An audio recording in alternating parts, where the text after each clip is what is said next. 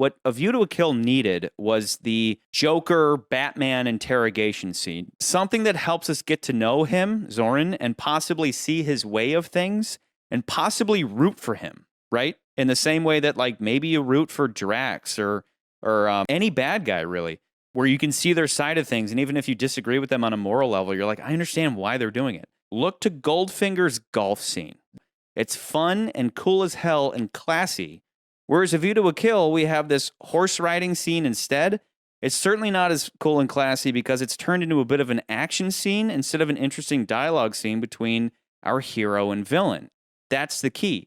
Our hero and villain. In A View to a Kill, we get so much Zoran. He's a super active bad guy, but not with Bond himself. We miss out on a relationship between Bond and Zoran. There's literally only one dialogue scene between them where the mask is off, right? And mask off meaning like they both know who each other is. Every other scene, one of them's pretending to be something he isn't, like Zoran pretending to be innocent, Bond pretending to be St. John or whatever. This is where A View to a Kill would have been Goldfinger, Dr. No classy. Zoran, who's already, like, so this is like where they're having their horse riding scene, right? Like Zoran's already on to Bond at this point. He goes out on a ride with Bond, continues talking to Bond on this ride, each of them provoking each other, right? Each pretending that they're not aware of the other's real self. It's just two guys out and about having a chat, much like Bond and Goldfinger had many times. A battle of words. Remember, Bond knows that Zoran probably has a microchip in his jockey whip so he can cheat in a race, right? So Bond continues provoking Zoran, who provokes back until he makes the wager that if Bond beats him in a horse race, he can keep the horse. Maybe then Bond points out that he couldn't possibly win against a horse that's been tampered with, again, provoking him.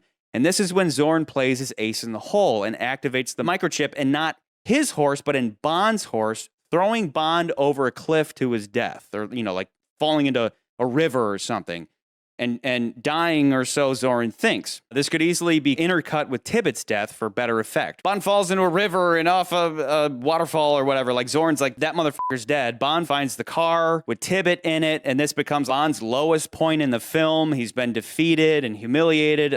Either way, we needed a scene like this to better grow a relationship between Bond and his adversary while giving us a sense of why Zoran is doing what he does.